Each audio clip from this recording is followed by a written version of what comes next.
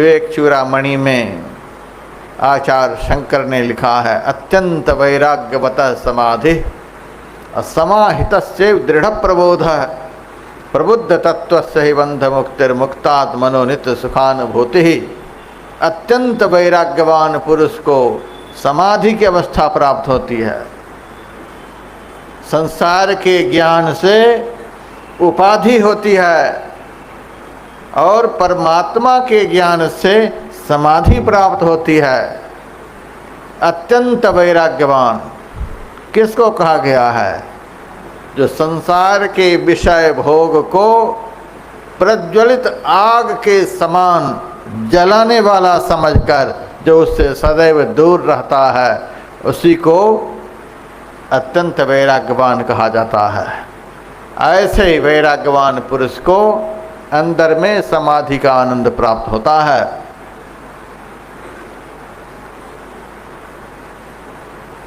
जिसको हम देखना चाहते हैं अंदर में, उसको देख लिए, उसको ध्यान कहते हैं।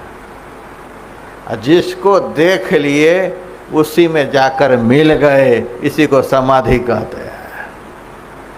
इस अवस्था में ज्ञान दृढ़ होता है। समाहितस्य दृढ़ प्रबोध, समाधि में ज्ञान दृढ़ हो जाता है, पक जाता है। जैसे एक कच्चा घड़ा होता है और एक पक्का घड़ा होता है। कच्चा घड़ा में पानी रखेंगे, घड़ा वह गल जाएगा, सब पानी बह जाएगा। आवे में डाल करके हवा को प्रज्वलित करके जब घड़ा को पका दिया जाता है तो वर्षों उसमें जल ठहर करके रहता है। तो सत्संग के द्वारा जो ज्ञान होता है, अर्थात प्रवचन के माध्यम से जो ज्ञान होता है, वह अपक्व ज्ञान कहलाता है। लोग इसी से संतुष्ट हो जाते हैं। कहाँ गए थे सत्संग में, क्या सब हुआ? बहुत सुने, बहुत भंडारा था, बहुत सुने, खूब सुने। महात्मा लाइन में लगे थे सुनाने के लिए, बहुत सुने, बहुत सुने। बस सुन सुन करके सब तृप्त हो रहे हैं। लेकिन शास्त्र कहता है कि सुना हुआ जो ज्ञान होता है वो अपक्व ज्ञान होता है। घर पहुँचते पहुँचते ही वह अपक्व ज्ञान अंदर से बहकर बाहर निकल जाएगा। ध्यान के द्वारा, समाधि के द्वारा वह सुना हुआ ज्ञान परिपक्व हो जाता है। तो यहाँ सुनाया भी जाता है और सुनाए गए ज्ञान को पकाया भी जाता है। इसीलिए दोनों कार्यक्रम यहाँ चलता है। ज्ञान को सुनो और अभ्यास के द्वारा उसको परिपक्व करके देख लो। तो समाधि में ज्ञान जाकर परिपक्व हो जाता है, पक्का हो जाता है। दृढ़ प्रबोध, दृढ़ ज्ञान होता है।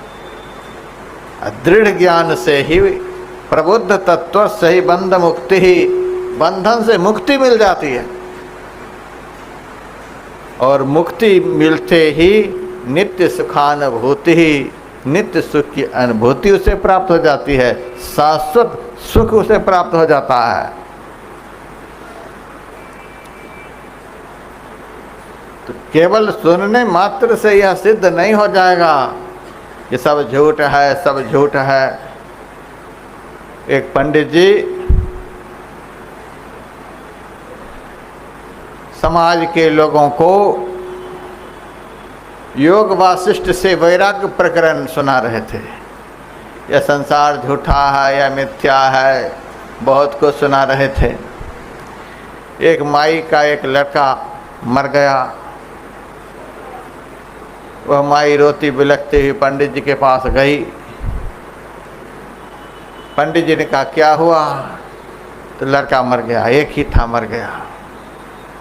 पंडित जी वैराग्य प्रकरण से बहुत कुछ सुनाया। संसार झूठ है, नश्वर है, यह एक दिन विनष्ट हो जाएगा, बहुत कुछ सुना दिया।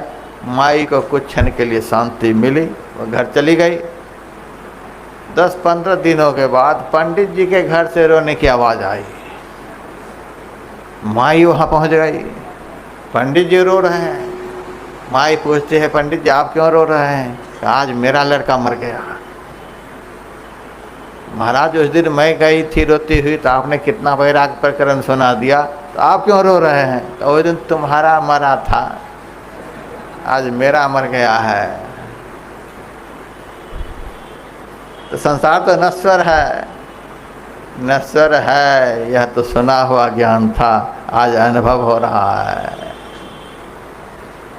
यह अपक्व ज्ञान ऐसा ही होता है, जब अपने पर बीतता है तब पता चल जाता है।